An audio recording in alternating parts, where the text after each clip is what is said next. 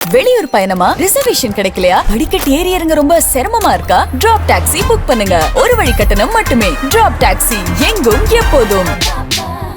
விண்வெளி ஆராய்ச்சியில் இந்தியா அடுத்த கட்டத்திற்கு நகர்ந்து கொண்டிருக்கும் நிலையில் சர்வதேச விண்வெளி நிலையத்தில் வசித்த முதல் இந்தியரான குரூப் கேப்டன் சுபான்ஷு சுக்லா தனது 20 நாள் விண்வெளி அனுபவத்தை முதல் முறையாக பகிர்ந்து கொண்டுள்ளார்.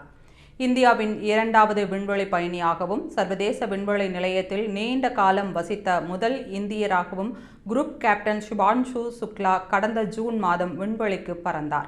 சுமார் 20 நாட்கள் விண்வெளியில் செலவிட்ட அனுபவத்தை பற்றி பேசிய சுக்லா, ISS-இன் மிக முக்கியமான சாதனை பல நாடுகளின் ஒத்துழைப்புடன் நீண்ட கால என்ஜினியரிங் இலக்குகள் எப்படி வெற்றியை அடையும் என்பதை காண்பித்ததுதான் என்று குறிப்பிட்டார்.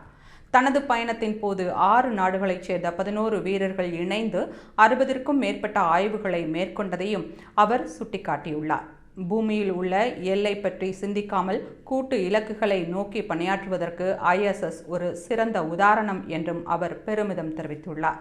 சர்வதேச விண்வெளி நிலையத்தின் வடிவமைப்பில் உள்ள பலம் மற்றும் பலவீனங்கள் குறித்து பகிர்ந்த சுக்லா, ISS-இன் மிகப்பெரிய பலம் அதன் மாடுலர் டிசைன். அசல் திட்டங்கள் வரையப்பட்ட பல ஆண்டுகளுக்கு பிறகும் புதிய பிரிவுகளையும் மின் அமைப்புகளையும் அது தொடர்ந்து ஏற்றுக்கொண்டது. மேலும் ஸ்டாண்டர்டைஸ்டு இன்டர்ஃபேஸ் காரணமாக வெவ்வேறு விண்வெளி அமைப்புகளின் கருவிகள் ஒன்றாக செயல்பட முடிந்தது என்று தெரிவித்தார். ISS கட்டமைக்கப்பட்ட வேகம் பிற்கால தொழில்நுட்பங்களின் வேகத்துடன் பொருந்தவில்லை. இதனால் புதிய அமைப்புகள் தேவைப்பட்ட போது விண்வெளி நிலையத்தின் உட்புறம் கேபிள், லேப்டாப்கள் மற்றும் தற்காலிக இணைப்புகளால் நிரம்பி சிக்கலானதாகிவிட்டது என்றும் சுக்லா தெரிவித்துள்ளார். ISS தனது சேவை காலத்தை நெருங்கிக் கொண்டிருக்கும் நிலையில் இந்தியா தனது சொந்த பாரதிய விண்வெளி நிலையத்தை வடிவமைக்கும் போது கற்றுக்கொள்ள வேண்டிய பாடங்கள் குறித்தும் சுக்லா தெளிவுபடுத்தியுள்ளார். ஒரு நிலையம் எதற்காக உருவாக்கப்படுகிறது, அதன் நோக்கம் என்ன என்ற கேள்விக்கு விடை காண்பதே எந்த ஒரு நாடும் முதலில் செய்ய வேண்டியது. இந்த நோக்கம் அதன் வடிவமைப்பு மற்றும் கொள்கையை தீர்மானிக்கும் என்று சுக்லா தெரிவித்தார். மேலும் அவர் ISS-இன் மாடுலாரிட்டி திட்டத்தை தக்க வைத்துக் கொள்ள வேண்டும்.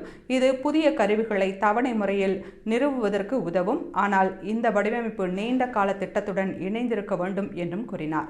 விண்வெளியில் உள்ள வீரர்கள் பூமியில் ஒத்திகை பார்க்க முடியாத பல பணிகளை கையாள்வார்கள் என்பதால் எதிர்கால நிலையம் செயல்பாடுகளில் நெகிழ்வுத்தன்மையுடன் இருக்க வேண்டும் எனவும் அவர் அறிவுறுத்தினார்.